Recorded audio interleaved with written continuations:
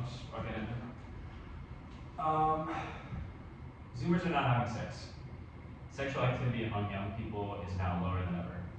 The expansion of online hookup and dating apps has not changed this trend.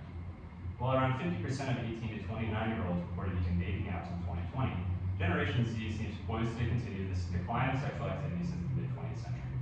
Really, this extends to all social activity. We drink less, go out less, transgress less, and socialize less than our parents and grandparents. Why are we abstinent? Why do we fear love and its consummate expression? Popular consensus draws up exogenous factors: the isolation of the COVID-19 pandemic, fears of encroaching climate change, financial instability, and interest in discovering and developing one's sexual identity, and so on. These answers are not as comprehensive as they may seem. None are isolated from social transformation. All are phenomena of a fundamental change in our desire to love and be loved. Cultural cynicism, evident in the anxiety or desire for impending doom, smears and confuses the expression of love as a bourgeois social relation. Love is no longer recognized as a mutual transaction, Kant's mutual self-possession of each other's sexual capacities. The over-categorization of sexual expression, predator and prey, sexual and asexual, is actually much more pessimistic, avoiding the freedom of sexuality in favor of setting its limits. Young people today are expected to pin down their desires through strict self-management. They police themselves and each other for problematic behavior, placating questions of desire with a fear of punishment. What is a problem, what is an appropriate or inappropriate expression of desire, is defined by one's sexual identity. This is thought of as both immutable and inherently political, comradely and barren. As sexuality becomes desexualized, as the political becomes impersonal, the impossibility of both sexuality and politics bears down on us. Asexuality presents itself not just as a permanent sexual category, but an expectation in our culture. For a few years, we can no longer bear seeing naked bodies on camera. While sex has returned to film, it is neutered and self-conscious. Filmmakers force bodies against each other like naked smooth Barbies, trapped in the suberotic. Trauma abounds, touch cannot be depicted. A childishness underlies all contemporary treatment of sexuality. This is pre-edible, trapped within an incomplete self, staring in the mirror. Zoomers are fixated on precisely defining the distinction between child and adult because they fear the fact that one cannot become either. We endlessly trace the pinpoint, searching for the hidden child lover in all of us. The rabbit hole runs deep. A 22-year-old is beaten by a mob for beating an 18-year-old. That's referencing an actual incident in 2024. A mob of college students attacked someone for beating an 18-year-old. As sexuality and politics grow further out of reach, only violence presents itself as a meaningful alternative. We are expected to annihilate ourselves. Even suicide must be political. After all, if all else has failed, then something must be done. Martyrdom, whether through self-immolation or prolonged court proceedings, is a submission to death, a rejection of the possibility of becoming. We have not even given ourselves the chance to love, let alone live. How then can the authoritarian nihilism of contemporary sexuality be overcome? Sexual conservatism might seem obvious. That, too, dodges the question of history. Our sexual unfreedom is the fulfillment of the post-Fordist healthy sex life. Adorno calls this sexuality rendered toothless as sex. For Marxists like Adorno, sexuality was not merely degeneracy, not just badness or goodness, but an expression of freedom unfulfilled. Sex and love constantly transform alongside society itself. The emancipation of labor, as championed by the bourgeois revolution, was intrinsically tied to the free pursuit of happiness. Love is part and parcel here, not a necessity, but something we are compelled to do while seeking out our happiness. Society has already broken down the barriers surrounding sexuality, or at least points toward their overcoming. As Thomas Cannon wrote in Ancient and Modern Pederasty, Investigated and Exemplified, the English language's earliest published defense of modern homosexual behavior from 1749, unnatural desire is a contradiction in terms, downright nonsense. Desire is an amatory impulse in most human parts. Are they not, however, constructive and consequently impelling nature?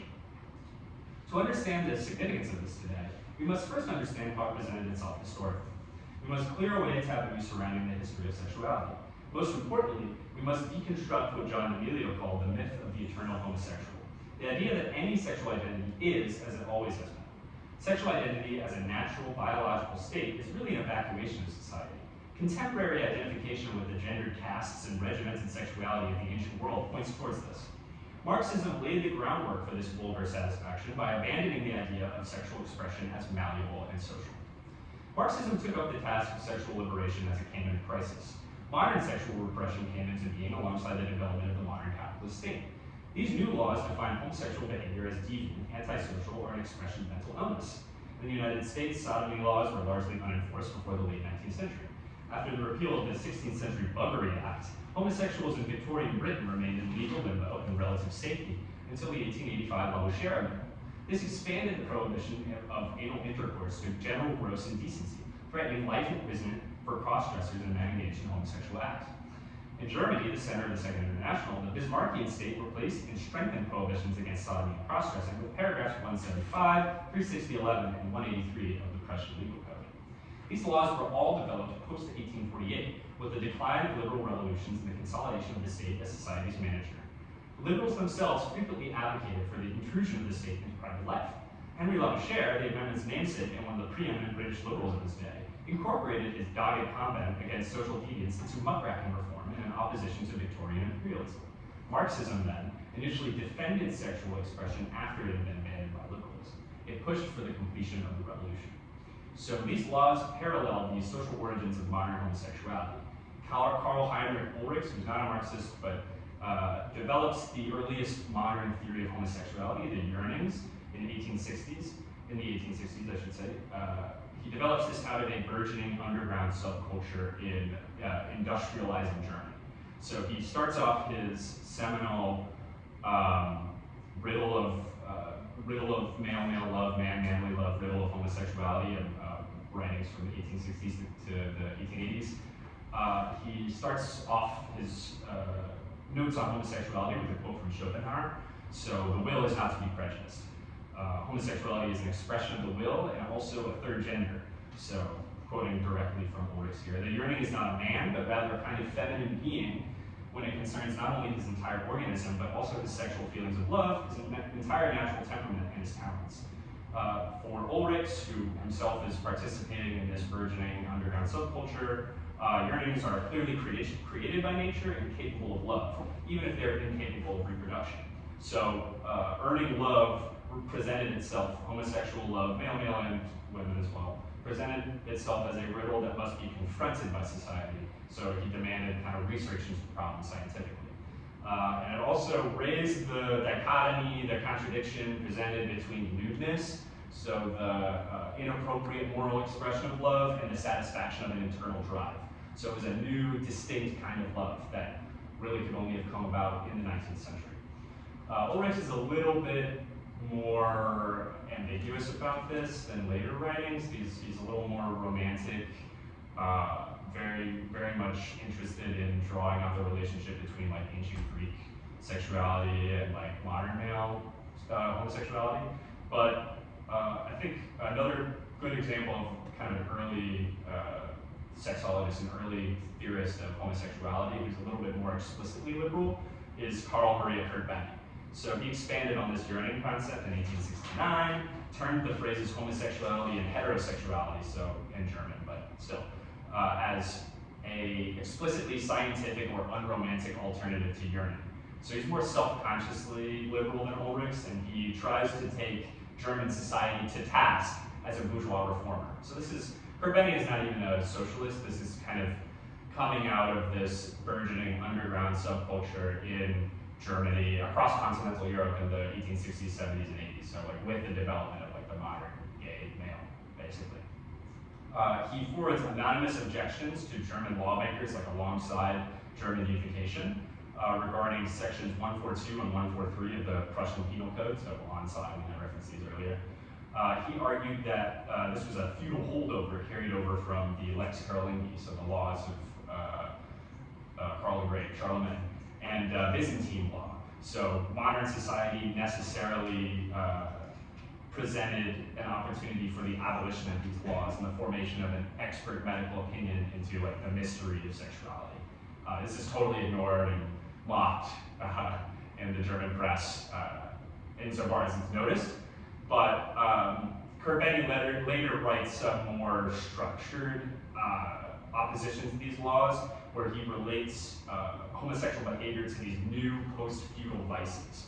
So homosexual behavior is specifically new, I should say modern homosexuality comes out of and alongside the crisis of society presented in capitalism. So it's not even a socialist. So this is being naturally expressed as a problem in society. So he relates it to some vices that have already become standard. So there's public smoking, usury, like these are, deadly sins in feudal society, and yet have become normalized by the 1880s, 1870s. Like they're no longer a vice, they're no longer a moral problem. But there are also all of these new moral problems that modern society seems to have created by undermining marriage and undermining the old heterosexuality. So examples being the mass prostitution and many unmarried couples and like universal venereal disease among the working class in Germany. So he like raises these specific examples of like mass polyamory, like unmarried couples living together in Berlin. It's like very similar almost to, at least when I read it, I guess it's Marxist, whatever, but it's similar to angles on the working class in England. It's kind of like a sociological examination of sexuality in the working class. And Kurt Benny also parallels this to the new universalization of masturbation and other unnatural acts of copulation, such as cunnilingus. So Kurt Benny actually thought this was a lot more dangerous than being gay. But all of these vices are new, or seem to be new, present themselves in a new light to society in the 1800s, and necessitate investigation, necessitate the intervention of society rather than the state. But what's unfortunate is that intellectuals like Ulrichs and Kurt Benny are not really able to articulate themselves publicly. There is a kind of new, retrenched homophobia, like Victorian sexuality, a Victorian regulation of sexuality that comes about in the late 1800s, in the 1880s, 1890s. And so the socialists actually end up taking up the problem of homosexuality to task when no other political movement is willing or capable of doing so. So Ulrichs and Kurt Benny are developing these early kind of liberal theories of homosexuality. They're rejected by society, and the socialists take up this social problem, basically. They take it up on a bourgeois basis. So after the 1895 trial of Oscar Wilde, Edward Bernstein penned a brief defense of homosexuality, and this is just directly quoting from him. Our entire cultural existence, our mode of life from morning to night, is a constant offense against nature, against the original preconditions of our existence. If it was only a question of what was natural, then the worst sexual excess would be no more objectionable than, say, writing a letter. For conducting social intercourse through the medium of the written word is far further removed from nature than any way as yet known of satisfying a sexual urge. So the socialist movement is already defending homosexuality as it's becoming more of a social problem, an openly expressed social problem in the late 1800s, alongside this retrenchment of sodomy laws and of like Victorian homophobia. In 1898, and this is kind of the more significant of the two early examples, August Bebel, founding member of the SPD and probably the most prominent socialist politician in the world up to that point, made the first public argument for the repeal of paragraph 175, so that sodomy law that I raised earlier, so descending from sections 142 and 143, the new German penal code. He caused a gigantic scandal by suggesting that homosexual activity was even more common than Ulrichs had proposed. Ulrichs thought that earnings represented maybe 0.002% of the population. And he also thought that that was like a static number, which is interesting, because later on, Kurt Benny and like this like later theory of homosexuality is a little bit more fluid. And I wanted to quote directly from Bebel here, the brief statement that he made to the Reichstag in January 1898, defending homosexuality. So, gentlemen, the penal code exists to be enforced, that is to say, so that the authorities who have the primary responsibility for maintaining compliance with and respect for the law should be dutifully watchful for violations and act accordingly. But there are provisions of our penal code, some of them contained in the motion before us, where the authorities, although fully aware that these provisions are systematically violated by a great number of people, men as well as women, only in the rarest cases bother to call for action on the part of the prosecutor. Oh, excuse me. But there are provisions of our penal code, some of them contained in the motion before us, where the authorities, although fully aware that these provisions are systematically violated by a great number of people, men as well as women, only in the rarest cases bother to call for action on the part of the prosecutor. Here I have particularly in mind the section with the provisions of paragraph 175. It has to do with unnatural fornication. It will be necessary if the commission is elected, and I do urge that one be, because in my opinion this bill cannot become law without the commission's recommendation, that the government of Prussia be specifically requested to remand to us certain material which the local Berlin Vice Squad has at its disposal, so that on the basis of an examination of the same, we may ask ourselves whether we can and should retain the section within the provisions of paragraph 175, and if we should, whether we should not have to expand them. I am informed by the best sources that the police of the city do not bring the names of the men who commit offenses which paragraph 175 makes punishable by imprisonment to the attention of the district attorney as soon as they have become aware of the fact, but rather add the names of the persons involved to the list of those who for the same reasons are already in their files. The number of these persons is so great and reaches so far into all levels of society that if the police here scrupulously carried out their duty, the Prussian state would immediately be compelled to build 2 new penitentiaries just to take care of those offenses against paragraph 175. So still a very liberal argument, I would say.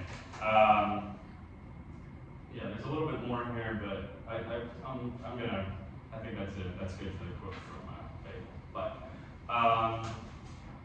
sorry, I'm kind of flipping between notes here. But under this context, Marxists strongly opposed the deviancy laws that regulated sexuality. In Germany, socialists like sexologist Magnus Hirschfeld organized institutions like the Scientific Humanitarian Committee, the Institute for Sexual Research, and the World League for Sexual Reform, fighting for the legalization of sodomy, prostitution, and cross-dressing.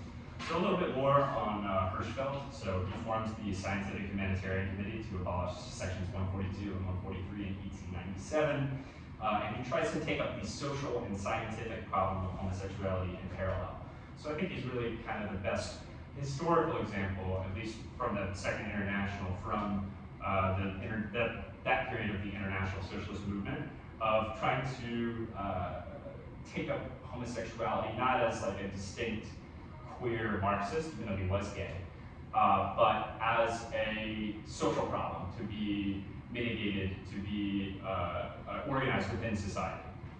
So in his 1904 text, The Essence of Uranism, he doesn't actually limit his definition of Uranism, and he does prefer urinating to homosexuality because he's kind of on that third gender kind of parallel to Ulrich's initially. It's kind of interesting.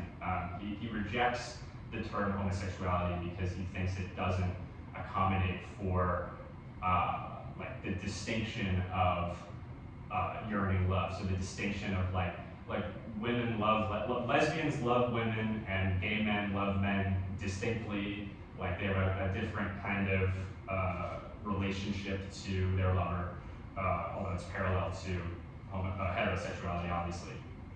I can quote directly from here. His overall character, the Uranian man, stands at the center. This peculiar mixture of masculine and feminine properties, which are admittedly not apt for procreation, but are not for that reason unfruitful.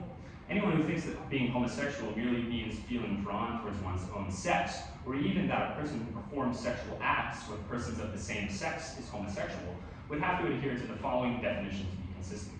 A man is someone who loves a woman, and vice versa, as if there were not a plethora of other mental and physical criteria that were part of the masculine and feminine nature.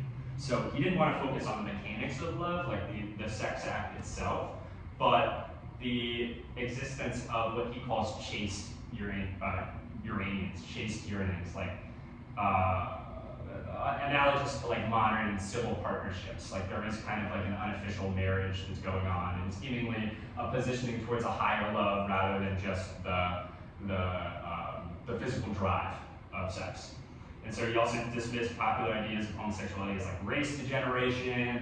This is still kind of common today. This idea of like it's more common in the Mediterranean or outside of the Western world. And there's like a basic scientific character to this argument.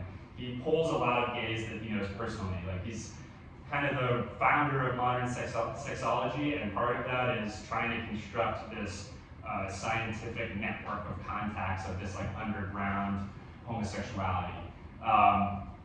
And in that sense is is a stronger primary source than the other early sexologists, early sociologists he's trying to contend with.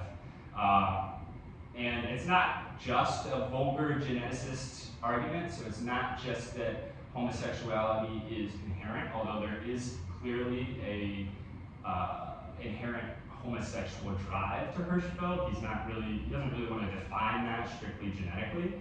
I can just read from this here. Just as occasional causes of all kinds trigger the normal drive, external influences also often wake the dormant yet clearly present homosexual drive. However, these occasions are of a secondary nature, and the primary thing remains the particular nature of the individual, of his brain, of his mind, and of his body. So it's a mix of social and genetic factors, one could say. And there's a clear contradiction between the presence of an innate homosexual drive and the external social development of homosexuality. So human beings have always carried out homosexual activity throughout history, but there's a new homosexuality that presents itself under capitalism. And he elaborates on this by going into, and this is like, I've never read anything else like this, so I was kind of blown away, but elaborating on examples of heterosexuals, what he would consider normal sexuals, engaging in homosexual activity temporarily. So his examples are prostitutes, in the absence of other women, like the army, prison, seminaries, unofficial relationships, like homoerotic, intense friendships, which are later grown out of.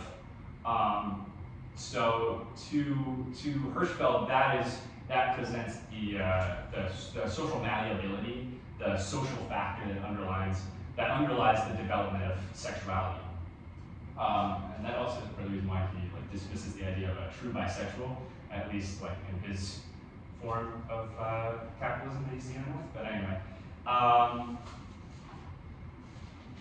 the relationship between reform and the party came into crisis in the 19th century. So while through these institutions, Hirschfeld defines the terms homosexual, transvestite, and transsexual not as identities but political categories, like each presenting an activity that patients were barred from carrying out, each related to this specific legal code, each related to a specific political task presented by German society. He tried to raise the question of the relationship between reform and the preparation for political revolution. So Marxists like Hirschfeld agreed that the discontent with these laws, as with many others, embodied the emerging crisis of the relationship of the state to society. Discontent with the dominance of the state by society wrapped in contradiction. Reform itself came to demonstrate the limits of its potential in a society wrapped with contradiction. Only political revolution then could overcome and fulfill the possibilities of freedom. So what then was the party's role? Lenin saw it as a mediating tool for the wider socialist movement, allowing for political education through self-reflection on socialist activity, and its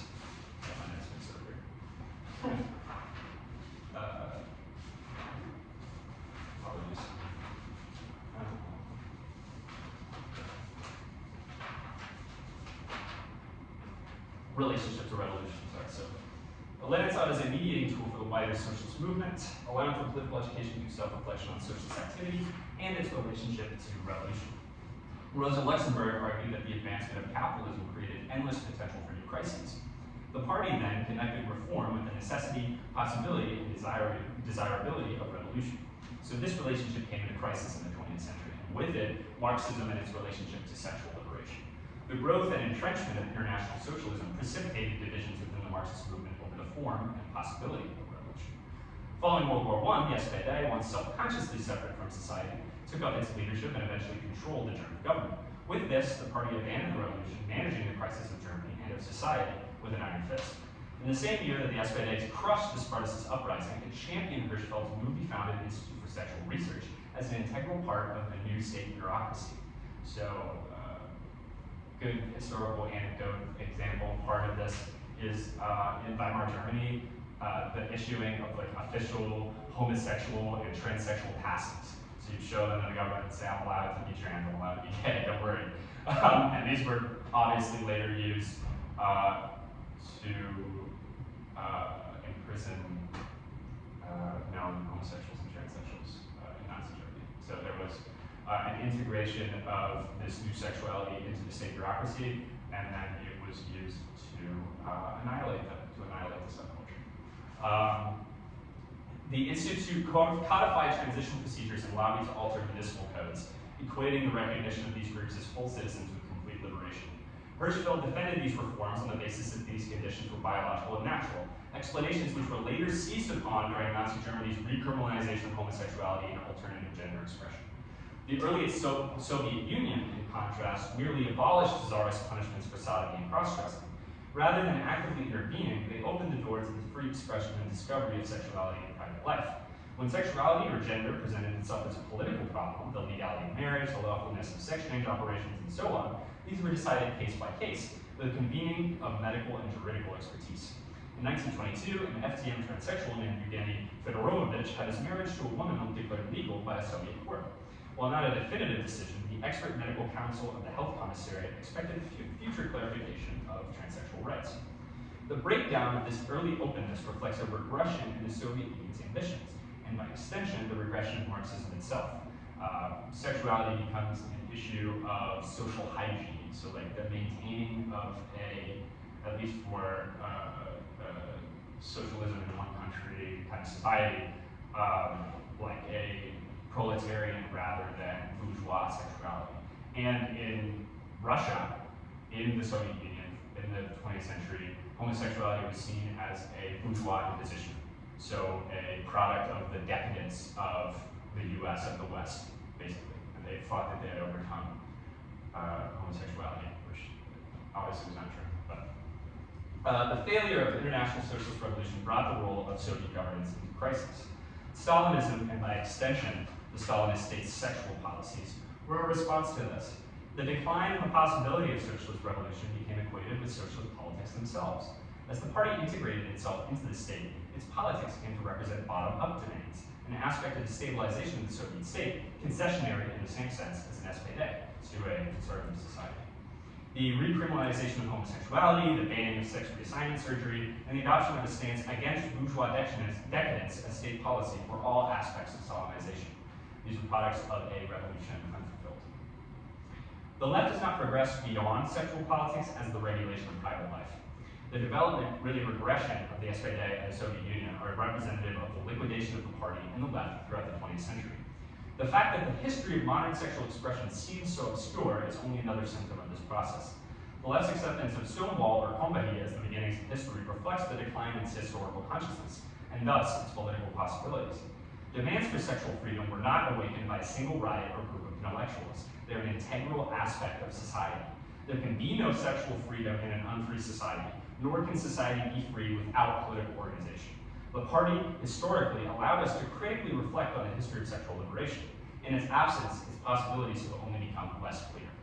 Today, the contemporary left pursues sexual liberation as resistance, resisting gender, resisting heterosexuality, resisting woke sexuality, and so on.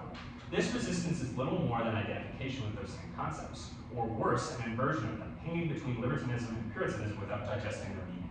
This amounts to little more than influencing policy, expanding and integrating LGBT people, but really the left as a whole, into the Democratic Party. We must remember that the point is not to merely resist the world, but to change it. Thank you.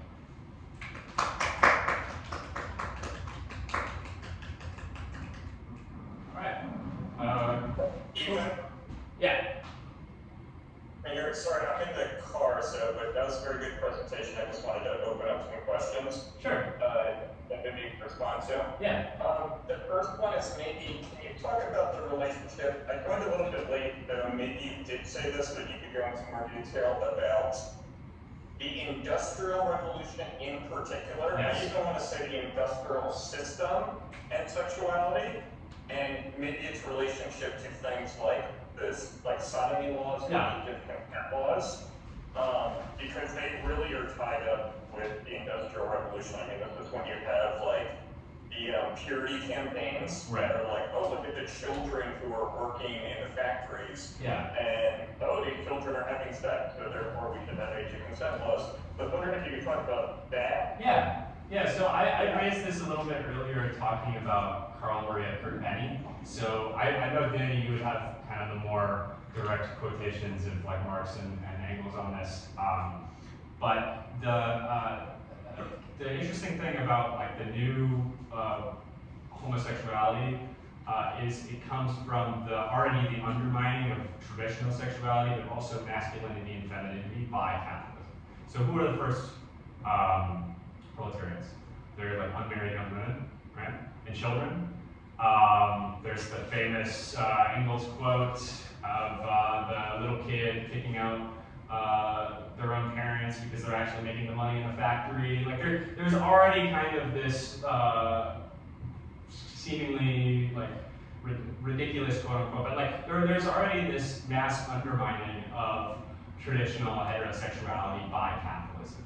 And the late kind of retrenchment of heterosexuality, so the Victorian, like the trial of Oscar Wilde, the kind of return, not the return of the Buggery Act, but the return of like the British state's organization of sexuality, that comes about in capitalism, but also already with the crisis presented by Bonapartism. So the relationship of the state to society becomes unclear, becomes kind of it's regulatory, but also like impressing itself onto society. Like after like the 1860s, 1870s, and so society demands, like there seems to be this necessary like retrenchment of morality. So it doesn't even have to be strictly like about heterosexuality and like ancient Christianity or whatever, which I think is used to resolve these things too easily. It becomes like a new necessity with the like clear quote unquote moral degeneration of society. So Kurt-Benny raises like public smoking, usury, venereal disease, masturbation, like all of these things, all of these new vices pop up, and like society demands regulation of them. And then that regulation is insufficient. I mean, we know like temperance, the prohibition in the US, and also like obviously I would say that these laws regulating homosexuality make the problem worse. Like it makes it more of a public issue. Like it's debated in the Reichstag. Like Babel is making this great statement about like there are way more homosexuals than you think. Yeah, and when I say towards the end here that the left does not progress beyond sexual politics as the regulation of private life, that is really a product of the 20th century and kind of like the degeneration of not only, I would say, the socialist movement, but sexology. So it does kind of become, in the 20th century, there's this like decay, not only in the historical relationship of like early homosexuality to like post-60s like gay liberation stuff. Emilio talks about this in Capitalism and Gay Liberation. But there's also like a compromise on the part of like LGBT advocates. I don't really know how to frame that, but it's like submitting to the geneticist argument, like for the sake of like a legal resolution, like marriage, which is interesting because Ulrichs and Kurt-Benny and Hirschfeld are like, marriage is not sufficient. Marriage is not enough to settle this problem in society. Like it's not even about specifically like homosexual or heterosexual sexual acts. It's okay, the way that we love has transformed itself, and society needs to be able to reckon with that. But yeah, I mean, Danny, if you like more like quoting directly from Marx, I feel less comfortable in. But yeah, that's all good. I mean, I guess I'm gonna say something, and then also I wanted to add another question as well, because I have two questions. So, you know, just thinking about how literally what they would have called the industrial system, and this is what you were just saying, changed how people had sex. Yep. Period, as a practice. And let alone that it was an emancipation, as you are again saying, from the traditional family, so people identify themselves based on their sexuality in a way that was never the case prior, just didn't have the same relationship. So really we can say that the entire practice of sex itself changed. Yes. Which then goes to my question, which is that I think when you were putting it as the left is kind of stuck in sexual politics, like at a Kate Millett level or something like this, so if I know it's like the war of sexes, then it's like, well, actually the imagination of even Lenin, who calls himself a Philistine, is that he's like, well, if sex is a social practice and capitalism is prehistory, then there are actual ways of having sexual pleasure that we don't even know yet. That are literally blocked. In a sense, the freedom of sex is not the freedom of like this sexuality or that form of sex, but literally the further development of sex beyond how we can experience sexual pleasure, because our sexual pleasure is socially mediated, right? It's like, I mean, I think this is part of your article as well, that people are ambiguous about their own sexual pleasure. It's bad, it's taboo, this kind of thing. So maybe you can talk about that as well. I'm sorry, because I probably should not be talking as much, but no, I mean, I consider it as part of the question, so it's all good. But yeah, I mean, I try to get at this through the example of like early Soviet juridical, like attempted decision making on sexuality and heterosexuality.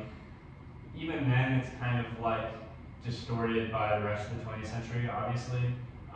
But I do think that it's interesting that it's like the way that the early Soviet Union attempts to deal with sexuality is like really laissez-faire.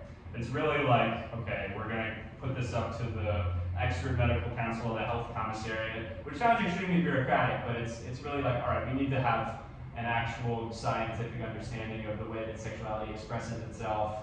But that becomes impossible, that becomes kind of, how do I word this?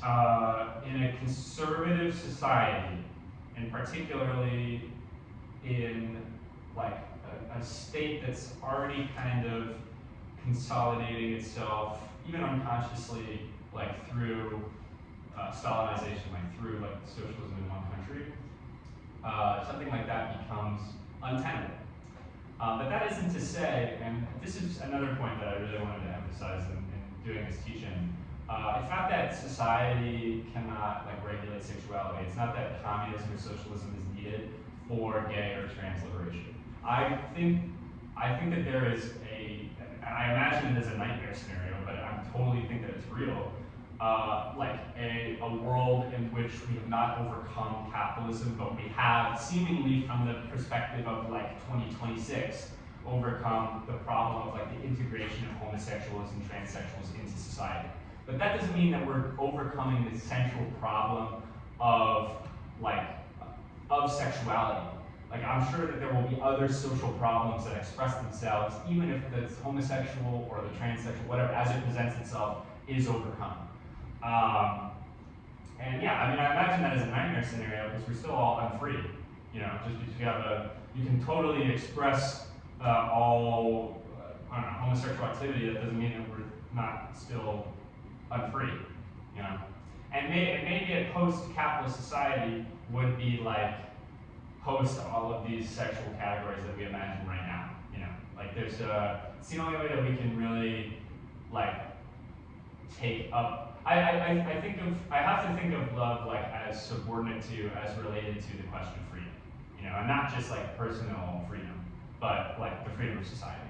So maybe there is like a higher post masculine, feminine, whatever, like expression of sexuality that we can't even imagine.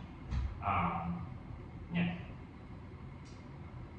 Other questions? Other thoughts? Presenting to the room here? Anything? Any thoughts? No thoughts at all?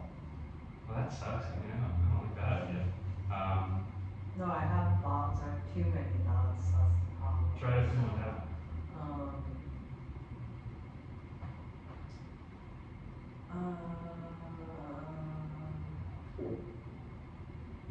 Okay, I'll give you saying. Johnny's raising his hand. Yeah.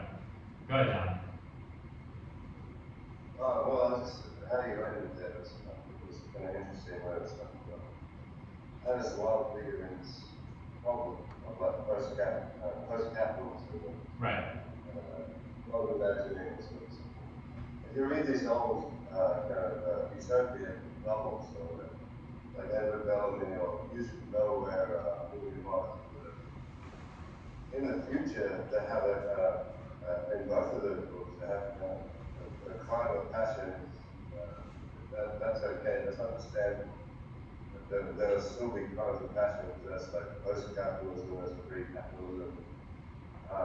And it's like, it does kind of reify a certain way of like the difference between men and women. Right. And I suppose we focus on homosexuality, and Danny mentioned before the Industrial Revolution, and the woman question, on the spot, of course, these things flow into each other.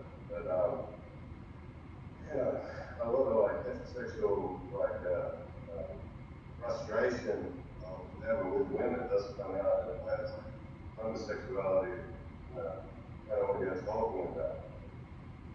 So anyway, that's not so much of the question for.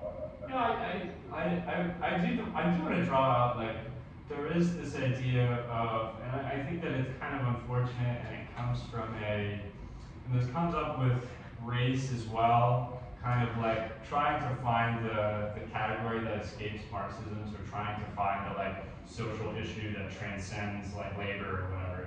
Like people will grab for, and this is just, I don't know, a product of postmodernism, a product of like the failure that you left, really, is like searching for the revolutionary subject, or searching for whatever, politics that's like outside of capitalism. And so part of that is, in the 80s and 90s, it kind of resolves into feminism, or into like radical gender liberation, or like queer communism, or like, I don't know, it can be kind of fast and loose to like pull this up alongside like race politics, for example, but I do think that it's interrelated. Like the way that we change, our relationship to identity changes, like it becomes a form of concession, like you kind of cash in as a gay, as a trans person, as a black man, whatever, rather than like struggling towards freedom. Today, and I think it's really unfortunate that I wish that we had some students in the room here, because I know that like we are living in an extremely conservative time sexually, and not just in the way that I think students imagine of like, oh, the Trump administration is defunding like gender studies programs or whatever. Like that's not really what I'm talking about. It's like these programs, this like kind of institutionalization of like a specific kind of sexology. It's exhausted its use, and it's like clear that the problem of like homophobia, the problem of like trans people, the problem of like alternate sexual expression, no matter the like quote the fake really utopianism of like the millennials, of like DM Faze in his article like describes this as like a barrack sexuality, so like dating apps, polyamory, there's this kind of like false utopian sexuality that comes about with millennials, and that also is like the alternate gender expression stuff as well. We're past that now, and it's just very barren. And I feel like younger people have kind of accepted on its face the really crude and vulgar geneticist or like woo kind of explanation or relationship to their own sexuality, like, let alone queerness. And it's resulted in this kind of strange, asexual, but also hyper, like, vigilant, hyper constrained, like, obsessed with pedophilia culture, which is not really a question of Marxism, but I do have to say, just as like, you know, a Marxist who's interested in sexology, or like interested in like the free expression of sexuality, very disheartening, very disappointing. But yeah. Yeah. I have a lot of thoughts. So if you had to like synthesize, what do you think is creating the abstinence that we see in the Zoomers? Like what changed from the millennial generation to the Zoomer generation? I'm gonna repeat the question because I'm not, I have my headphones off, but the question was, what causes this abstinence for Zoomers? Like, why does sexuality change? I'm getting that. I don't feel comfortable saying a direct explanation, and I also am kind of frustrated because there seems to be no path, like in academia or scientifically, that can explain that or is interested in explaining that. But from what I can do as a, I don't know, amateur sexologist, as a Marxist, I do think that it is related pretty intrinsically to the way that millennials kind of cashed out the question of like alternate sexual expression into gay marriage. So American society, circa 2015, Macklemore, like it becomes kind of people are finally willing to integrate fully like homosexuals as a political category, like with IRS documents, whatever, okay? And I think that millennials are aware, kind of unconsciously, that is insufficient, and so that you get a really intense return of feminism in a distorted way, and like Me Too, and like I said, like polyamory, like all of these new forms of like the expression of sexuality, the rise of transsexuality, which it's crazy to me that people don't even recognize that there's a distinction between like trans people post 2014, 2015, whatever, and before that. Like if you get into even the history of like 20th century sexuality, like yeah, there are trans men and trans women, but just kind of treating it as this individual object that's never transformed. And like, I don't know, people will try to relate, like there's the funny story of Christine Jorgensen, right? Like the first famous trans woman in like the 40s and 50s. And I've seen this raised as an example within like the DSA, for example, of like, Christine Jorgensen is just kind of like presented as a miracle of medical science, like a miracle of like the 40s state, basically in the 40s and 50s. Like, oh wow, like this GI can come back as a blonde bombshell, and it's like, well, science is amazing, and people are nostalgic for that. But that is still like an expression of like the state organizing. Like it's still Fordism. Like there's still an unfreedom in that. Like clearly, like the 50s were not a fucking like non-transphobic, non-homophobic society. Like that's ridiculous. But it's like, oh, are they more free? Are we more unfree now? That's always how the problem is going to present itself. And for Zoomers, it's like the reaction against like millennial hypersexuality, whatever, with literal cultural conservatism, or just like Zoomers have less sex. Like everyone knows this, Like, not that they're less perverted or something, but they have less social interactions, like period.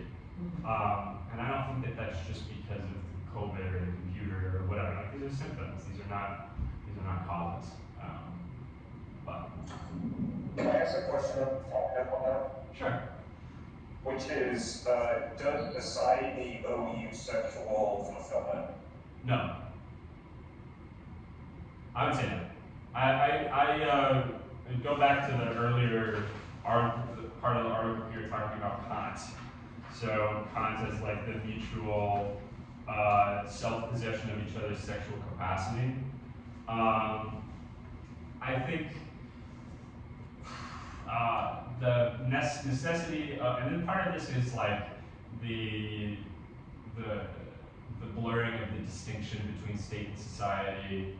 This is like the 20th century, whatever. This is not so unclear for like Ulrich or Kurt Benny or these early like organizers for gay liberation, I guess you could say, or whatever. But society does not like necessitate the expression of love. It's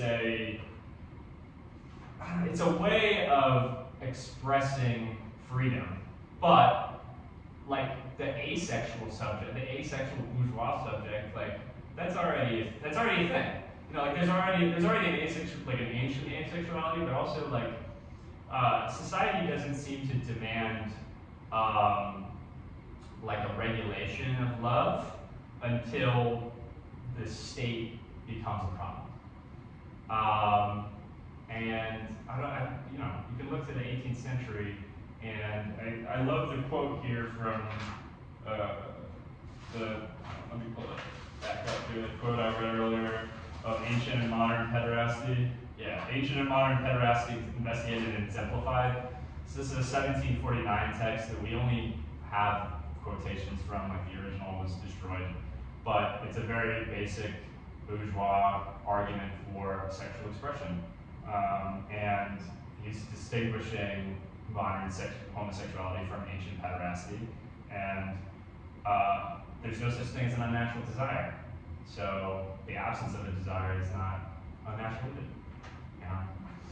I mean, I imagine somebody might say the exact opposite, that actually society does owe sexual satisfaction to its members because it compels them to have to sublimate their desires in a sexually specific form. That's and then it can give them an outlet to really, fulfill that right. in any way. Right. And like I was thinking, 10 years ago was the whole kill all armies thing, and incel, which is now like also old, it's anachronistic. Right. That maybe there was something to this. Yes. Where okay, and even you said asexual. So I remember meeting someone. You guys probably know people. I remember the first time I met someone who was like, I'm an asexual. That was my self-identification. And they were saying society kind of imposes sexual desire on me, makes it permanent. And I would love to be free from such. Right. The thinking behind some of the justifications of ancient homosexuality was that it's not dependent upon your senses. It's right. So I say this because there also is a demand in capitalism for sexual satisfaction. Right. And then it's kind of like, well, what about that? Yes, the Kant point. I mean, obviously Kant thinks in terms of that passage from its metaphysics of morals that's actually going to allow for the fulfillment. Right. Whereas I guess today it's like formal freedom or something. It's like it's gonna happen. You can get married, but then you still rely on a sex worker because you're not satisfied or something. I'm just raising that because I don't know. What do you think? No, I think that kind of presents and like I raised earlier, I hate presenting a contradiction in sexuality because I feel like people will hear that and they kind of use it to be like, oh yes, there's the masculine and feminine that transcends society, and it's always been a problem of the battle, like you said, the battle of the sexes, or Zoomers are very willing to concede transsexual politics to ancient peoples, third genders, third way, I don't know, indigenous sexuality or something, it's supposed to be more of an original expression of innateness, this is all anti-Marxist, this is all, and the contradiction that you raised there, Danny, of yes, society does compel us to fulfill our sexual desires, but it doesn't offer us sufficient means for that. And that doesn't mean the state needs to expand its regulation of sexuality, but rather it's insufficient. This is I feel like I was really struggling here in writing this, but also in the teaching, to try to write something a Marxist like try to engage with the history of like sexual liberation, not just on like an identitarian basis, like not just on the basis of like this is the homosexual. Like John D'Amelio on our reading group, or in our reading group is like great on this, I don't know. I think it's really unfortunate that, for example, all of this like millennial experimentation in sexuality was not a self-conscious experimentation. Was not like a self-conscious like return to sexology. Like it just becomes another way of reinvigorating the now totally decayed, dead academic kind of gender studies, and really a reconstitution of like LGBT people, gay people, trans people as a voting constituency, like scaring them into voting for the Democrats, really. Yeah, John? Well, I mean, that's true, but it's also, it's not just scaring people into voting for Democrats. It's true that it's not I don't think that happens, but it's so much worse than that. I mean, it's kind of socially destructive. I mean, I'm aware, the reason I'm weird, this is important. I'm a little scared and I get a little nihilistic about the Epstein and all that stuff. Part of the problem is that the absence of them actually affects society. And the millennials had a responsibility to it. And they have to get it task. Like we need to do this whole bunch of people that say maybe they're 13, 14 when these two start. Who will be becoming adults now? What lessons have they learned? Yeah. Okay, the progression and capitalism, or whatever, or maybe not socialism, maybe not knowledge, but this is a progressive necessary correction. Right. Social relations with all engaging. And it's really disciplinary to me that, anyway, that's why I believe that I do think it's important. And, to bring it back a little bit to what you were talking about, like Marxism and post-capitalism, beyond that, or before that, when we studied that, utopianism, it's a bourgeois aspiration about the full elaboration. And I like the idea of these philanthropies. They got the fairy call, right? If you don't, some ugly motherfucker, so it's like, and maybe I love them from whatever way. All that way, people are people. And at the very these freaks who are like, I find the elephant there. I want to jerk off the elephant, or whatever. It sounds like a joke, what I'm saying, but it's not. And it's a very important stuff. We started with the whole poll saying, why aren't people as engaged with this as the say imperialism? And I do think it's as important, as that subject. So, I'm sorry, not so much of a question. Yeah, no, I do, yeah, I mean, grounding on the two things there, so like utopian socialism and sexuality, I think of like the return of, for millennials, you kind of get this indirectly through like the return of Ursula Le Guin, who is like already like a 20th century kind of concession to like science, like the regulation of science by the state, and science fiction is kind of a fraught category already anyway, but she becomes popular like for her positing of I would like to think for her literary talent, but also for her like positing of like post-gender, like like an overcoming of masculinity and femininity through like alien societies or through like a far evolved humanity. What I think is really unfortunate is the millennial confusion, cashing out, like merging together of all these things makes them all so unclear that like you said, the people that are the kids that are 13, 14, 15 years old during like peak Me Too are like becoming adults today. And it's not that they're like any less perverted or like less repressed. They're actually like extremely repressed. Like to like it's like an arch like fetishism, like a return of that like, through the internet, and you know, a really tortured asexuality, like a really like concerted attempt to like assert it as an identity, but just just as part of LGBTQA block politics, like oh we need to define all of these categories in order to have I don't know a more refined Democrat voting base, which is really a shame. But the second part there,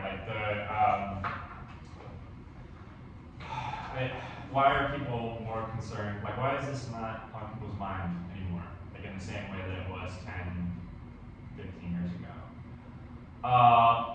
I think when I talk about conservatism, I don't mean it one-sidedly, like in the sense of okay, we literally have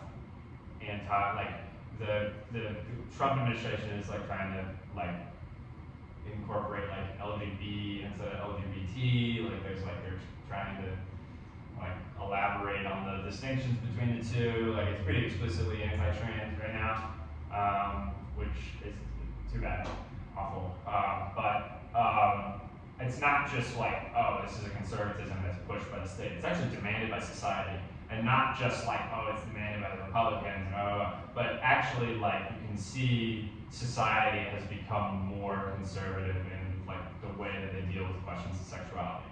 And I think that symptoms of this, products of this are, like I raised earlier, like the obsession with pedophilia. So Epstein is obviously part of this, but there's also just like a cultural obsession with like digging out the predator, like revealing the secret pedophile, like whatever. Like there's a whole cottage industry on YouTube of this already. People are really discontented with the state and society's inability to deal with sexuality. And so they sublimate it into these like conservative questions, like trans people in women's sports and pedophilia and whatever. It's like, it's even more degraded than what the millennials were dealing with. And yeah, I guess I think people don't care because they are conservative. And they were like educated by conservatives and don't see any possibility of a like politics, or even putting aside the question of politics, like the study of sex beyond that, which is a shame. But like, it's, I don't know. There's like the old RuPaul quote, right, of like, oh, I think we just go through phases where they accept us and then it goes away, and the phase, right? The window opens and the window closes, right? That is that already removes like the agency from the politics, but it gets to something where it's like there's clearly a relationship between like the degeneration of politics and like the degeneration in the way that we deal with sexuality. And the first gay liberation movement that comes alongside, or the first gay liberation, like the 60s and 70s Stonewall, like that's alongside the New Left. And then that gets cashed out, and there is like a seemingly more heterosexual, seemingly more asexual, like buttoned down 80s, It's I don't want to get into the rabbit hole of like what's the relationship between like politics and culture, because I just feel like it just is endless, but yeah. Any other questions? Any other thoughts?